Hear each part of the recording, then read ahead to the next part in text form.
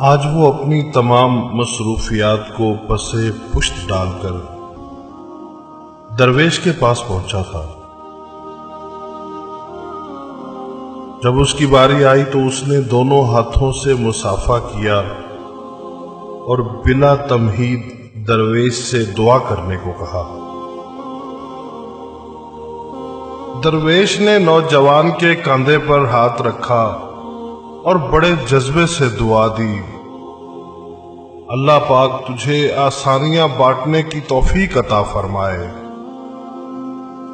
دعا لینے والے نے حیرت سے کہا، حضرت الحمدللہ، ہم مال پاک کرنے کے لیے ہر سال وقت پر زکوٰۃ نکالتے ہیں، بلاؤں کو ٹالنے کے لیے حسب ضرورت صدقہ بھی دیتے ہیں، اس کے علاوہ ملازمین کی ضرورتوں کا بھی خیال رکھتے ہیں۔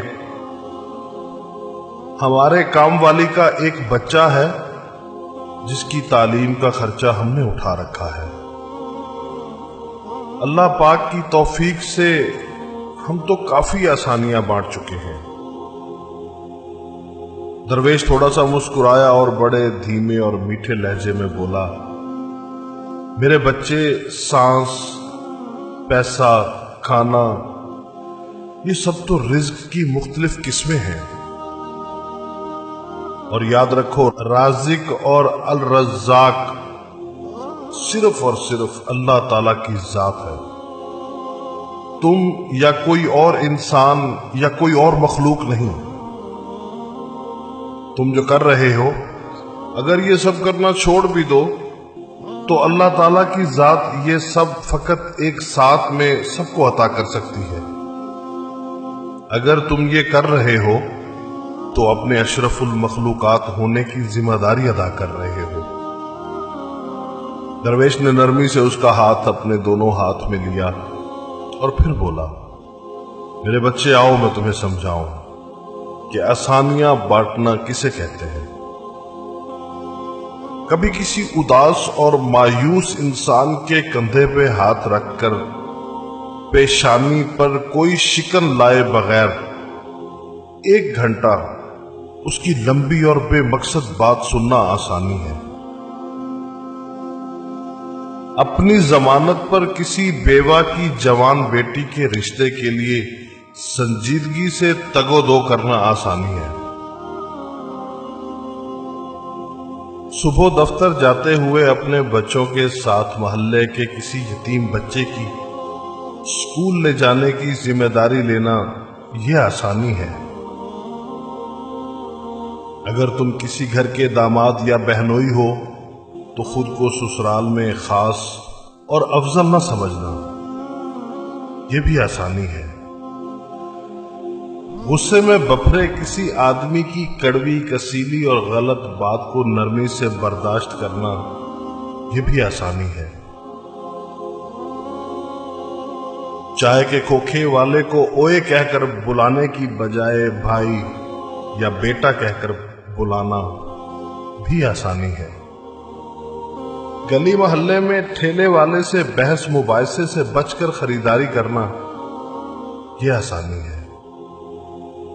تمہارا اپنے دفتر، مارکیٹ یا فیکٹری کے چوکیدار اور کم آمدن والے ملازمین کو چھوٹا نہ سمجھنا، انہیں سلام میں پہل کرنا، دوستوں کی طرح گرم جوشی سے ملنا، کچھ دیر رک کر ان سے ان کے بچوں کا حال پوچھنا، یہ بھی آسانی ہے۔ ہسپتال میں اپنے مریض کے برابر والے بستر کے انجان مریض کے پاس بیٹھ کر اس کا حال پوچھنا اور اسے تسلی دینا، یہ بھی آسانی ہے۔ ٹریفک اشارے پر تمہاری گاڑی کے آگے کھڑے شخص کو ہارن نہ دینا جس کی موٹر سائیکل بند ہو گئی ہو، سمجھو تو یہ بھی آسانی ہے۔ درویش نے حیرت میں ڈوبے نوجوان کو شفقت سے سر پر ہاتھ پھیرا اور سلسلہ کلام جاری رکھتے ہوئے دوبارہ متوجہ کرتے ہوئے کہا، بیٹا جی، تم آسانی پھیلانے کا کام گھر سے کیوں نہیں شروع کرتے؟ آج واپس جا کر باہر دروازے کی گھنٹی صرف 1 مرتبہ دے کر دروازہ کھلنے تک انتظار کرنا۔ آج سے باپ کی ڈانٹ ایسے سننا جیسے موبائل پہ گانے سنتے ہو۔ آج سے ماں کی پہلی آواز پر جہاں کہیں ہو فوراً ان کے پاس پہنچ جایا کرنا۔ اب انہیں تمہیں دوسری آواز دینے کی نوبت نہ آئے۔